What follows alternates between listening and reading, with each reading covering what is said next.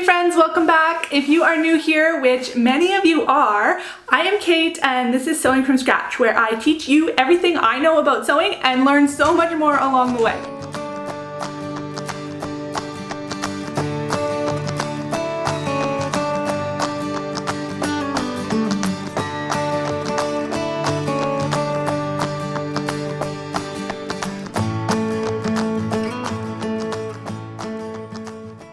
So last video I mentioned that we were so close to 900 subscribers, and I think we actually hit 900 right before that video actually went live.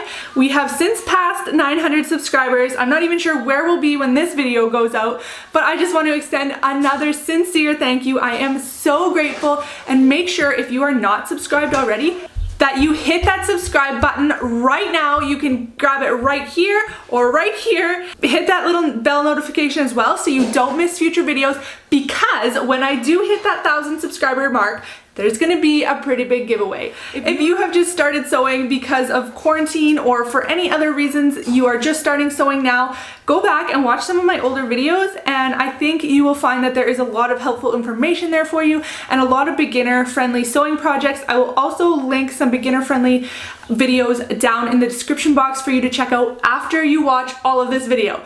Today's project is also a beginner-friendly video, beginner-friendly project. We're learning how to make a cute headband with elastic around the back and a nice wide band around the top. And it's even easier than I thought it would be. So let's go. Alright, so all you need to make this elasticated headband is a scrap piece of elastic and some scrap fabric. And you really don't need much for this project. You're gonna need about a 5 to 7 inch piece of elastic, and then you want a piece of fabric about 8.5 inches by 30 inches, and that's going to give you everything you need. And it doesn't have to be one continuous piece. It doesn't even have to be the same print or color. Go ahead, mix and match things until you're comfortable with this, and then use that pretty fabric that you've been saving to make yourself an adorable headband for summer. So once you have your supplies gathered, the first step that you need to do is measure around your head. Now, because this is custom fit to you, you want to make sure that you have your head measurement and that it's accurate. So take a soft measuring tape, or if you don't have one, you can do this with a string, and then tie the string, take it off your head, lay it out, like mark where the knot was, lay it out and measure it, or keep it tied and measure it on a straight measuring tape or a ruler or something. But if you do have a soft measuring tape, fabric measuring tape, you're just going to wrap it around your head where a headband would sit, and then take that measurement. Mine is about 22 3/4. This doesn't have to be exact because we are working with elastic. The main thing we want is that when that headband is stretched to a comfortable position, that it's going to fit around your head. So once you have that number, now you need to decide how much elastic part around the back you want. So I'm gonna measure from the base of my ear to the base of my other ear, kind of where my glasses sit. And that measurement for me is 9 inches. So now you need to determine how long of elastic you wanna make.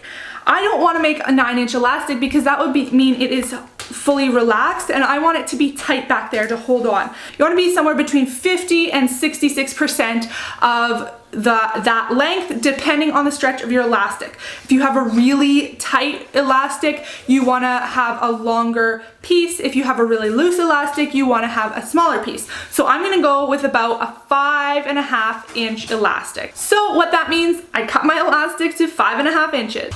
Once you have that cut, you now need to cut your fabric. I am using a 1 inch elastic, which is just kind of, number one, it's what I had laying around, but it's also going to give me the look that I want. You could do a 5/8 inch elastic. You could do, you could do a 2 inch elastic if you really wanted to. Just find something that you have laying around and make use of it.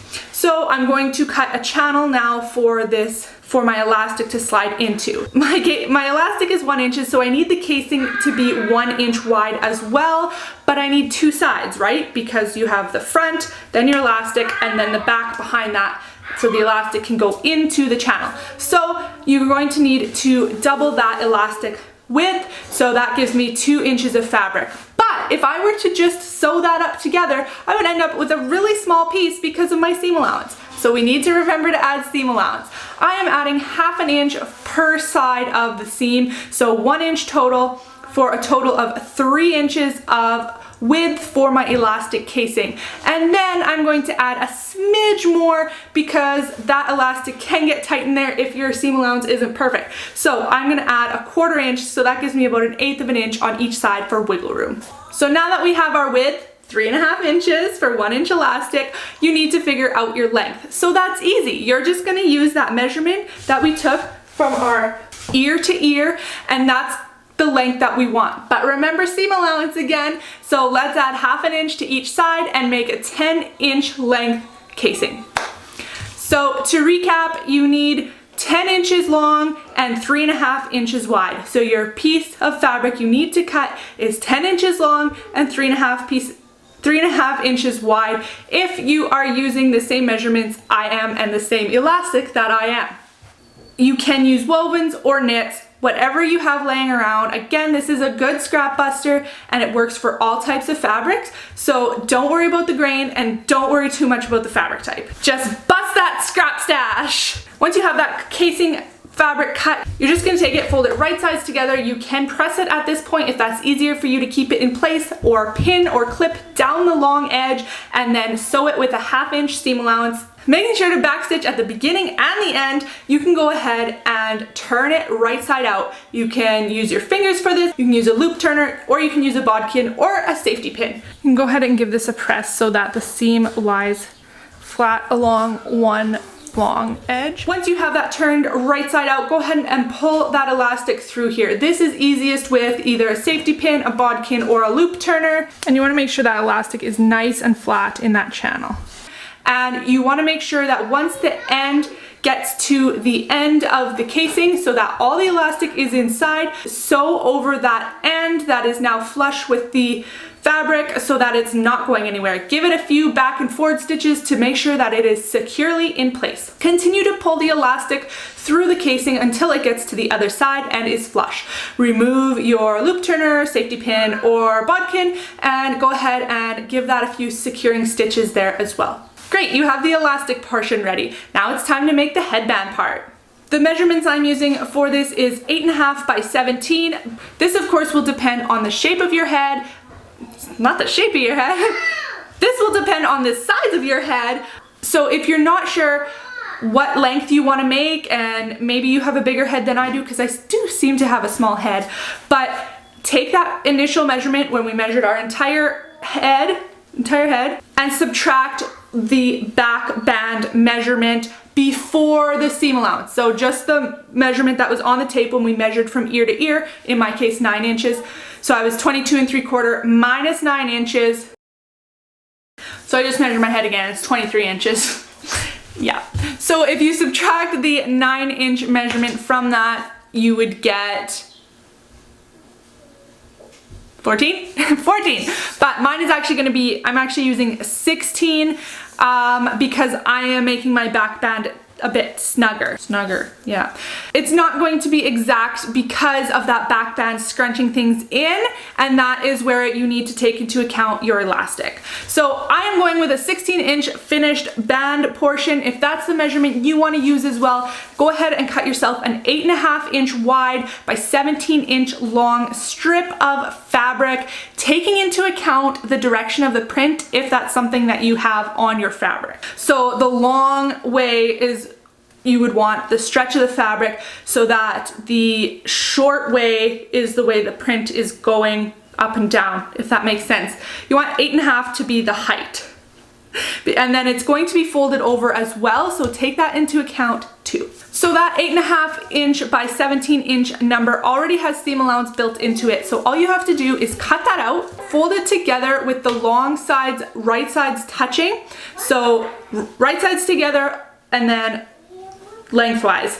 So then you're going to sew along that long edge just like we did with the elastic casing. But here's the catch. We want to leave a gap in the middle. So when you get partway down, and this doesn't have to be the exact middle, just somewhere within the center of the headband, you're going to backstitch, lift your presser foot and needle, move your fabric along about 2 inches, put your presser foot and needle back down, backward stitch, forward stitch, and continue to the end of the length of the piece of fabric. That's gonna come in handy very soon when we attach it all together. Now, if you are using a stretch material, you might want to sew the main headband front piece with a stretch stitch, just because it will get stretched a little bit and you don't want it to be popping out. And again, we're gonna trim the seam allowance just to reduce some bulk there. Just make sure you don't trim it where we left our opening. Next, take this over to your iron and press it so that the seam that we just created is centered along one flat side, so in the center of what will become the back of the headband. Next, you can go ahead and take that casing we made, slide it inside the headband, which the headband should be right sides inside, so inside out. Slide that fabric piece with the elastic in it inside the headband so that the one short edge of the elastic and casing is flush with one short edge of the headband portion. Now, you will notice that the headband is wider than the elastic by a significant amount. What you need to do here is kind of eyeball center that elastic casing along the width of that opening of the headband. You can pin it here if you like, or just hold it with your fingers. Then you're going to fold one side, either the right or left side, over the top of the elastic and back onto itself accordion style, and then hold that in place while you do this same thing on the other side, but to the underside of the elastic. So you'll have kind of an accordion sandwich there. So you only want it to be the width of the elastic. Clip that in place if you need to and sew it back and forth a few times to make it really secure, because there will be a bit of stress on the seam. Next, you're going to take the other end of the elastic casing and pull it through to the other side of that headband portion and do the exact same thing there. Once you have that done, pull everything out through that hole we left in the headband front piece, and that's basically your headband. You can try it on now to make sure it fits or it doesn't, make any adjustments you need, and then close up that hole with an invisible ladder stitch. So this is what it should look like in the end. It's nice that it has this pleat here, so you can make this wider if you want. You can make this like super wide if you want for really hot sunny days working in your garden or exercising or playing ball or whatever, being on the boat, awesome things like that. You can also, you know, style it under your hair, however you want to do this, wear it with a ponytail, anything like that. And my favorite part is that the seam is actually hidden on the inside right along here, so you don't see it at the top or the bottom peeking out. So there you have it. Thanks so much for watching. I hope this video helped you and inspired you to start this quick little easy headband project. I think you're gonna be making a few of these, so tag me on Instagram and show them to me. Thanks so much for watching. I hope you hit that subscribe button and give this video a big thumbs up. I'll catch you in next week's video. Bye!